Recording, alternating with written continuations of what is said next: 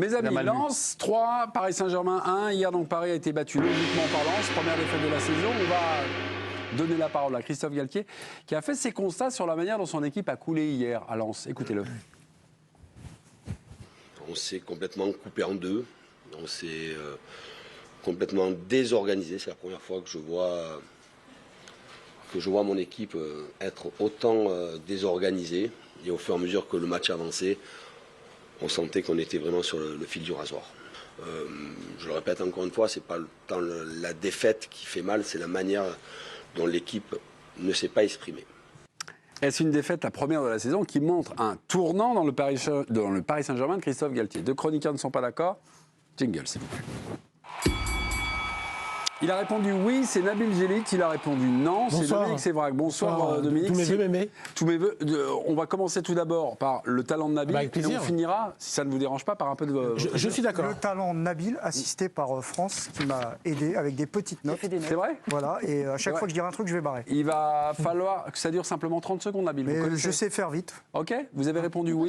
Quels sont vos arguments? On vous écoute. Bah oui, tant que le Paris Saint-Germain ne perdait pas, on ne pouvait rien dire. Donc le mythe de l'invincibilité, c'est terminé. Pour moi, hier, il y avait du sens.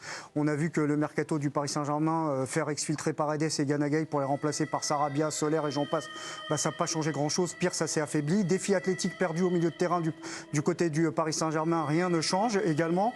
La défense, chantier et mercato absolu cet été, même si on dit le contraire du côté du Paris Saint-Germain. Et le plus gênant, c'est la bataille tactique perdue par Christophe Galtier face à Franck Hayes. Alors là, défendre et faire de la transition, c'est bien, mais là, il fallait animer. Et puis, bah, sans ces stars, sauf Mbappé, pas de plan de jeu du côté du PSG. Vous répondez non. Pourquoi? J'ai toujours pas compris où Nabil avait vu un tournant, mais parce qu'il nous dit qu'en fait il fallait garder Gana Gueye et Paredes, c'est ça le tournant. Non, un tournant, c'est qu'il y a un avant et un après, et en fait c'est un match qui m'apprend rien. C'est un match qui m'apprend que le PSG, quand ils sont pas prêts physiquement, bah, ils se font voler en éclats. C'est un match qui m'apprend que sans Neymar et Messi, bah, ils pèsent pas énormément offensivement. C'est un match qui m'apprend que Donnarumma peut avoir des failles, bah, ça je le savais avant. C'est un match qui m'apprend que Marquinhos n'est pas un des grands défenseurs dans le monde, bah, ça je le savais aussi. Donc non, il n'y a pas un avant et un après. Le PSG est sur le fil du rasoir depuis longtemps, le président l'a dit, c'est pas nouveau. Si vous voyez cette défaite comme un tournant, si vous répondez oui, c'est Nabil. Si c'est non, pas forcément quelque chose que vous avez eu, vous avez appris sur les failles du Paris Saint-Germain hier soir. Le tournant, là.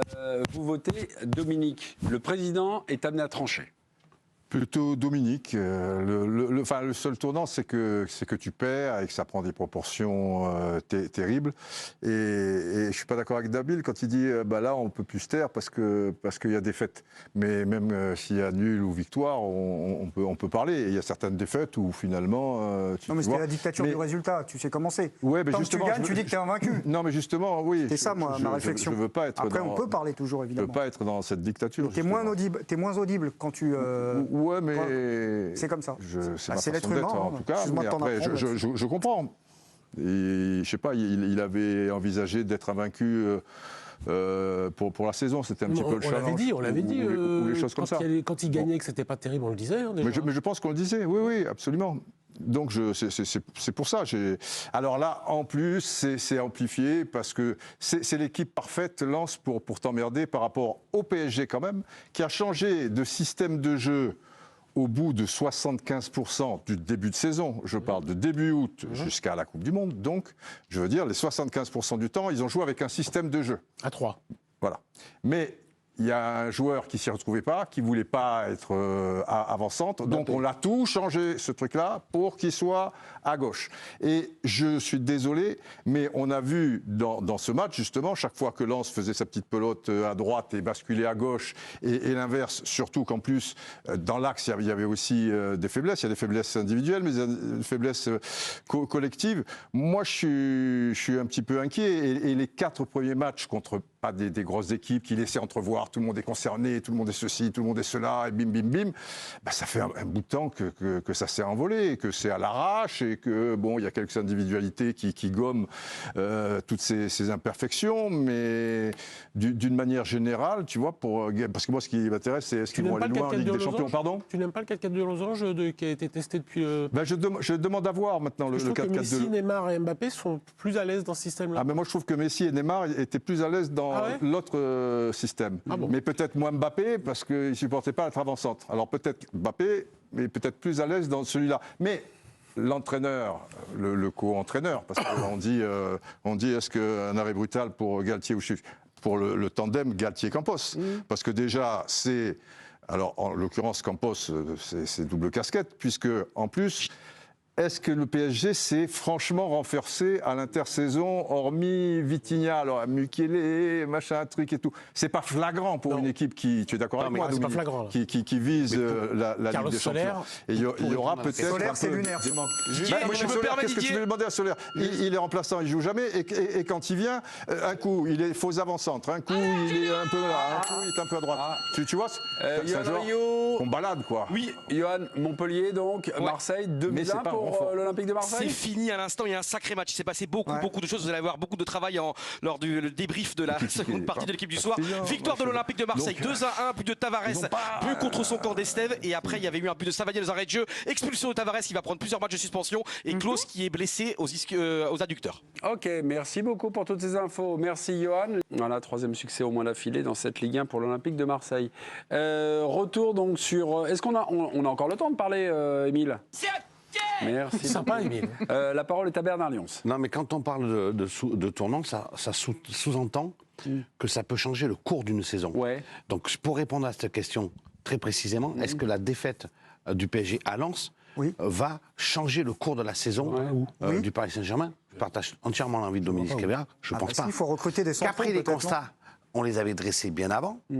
Christophe Galtier, avant même le début de la saison, avait dit on va avoir un souci parce qu'il nous manque des défenseurs. Parce qu'il n'avait peut-être pas anticipé la blessure aussi longue de Kimpembe, parce qu'il risque de manquer un mois, mais il savait qu'il allait être trop juste. Voilà. Et en fait, on s'aperçoit que ce qui était prévu en début de saison est en train de se passer. Mais c'est pas ce match-là. C'est pas ce match-là qui Trop change. juste.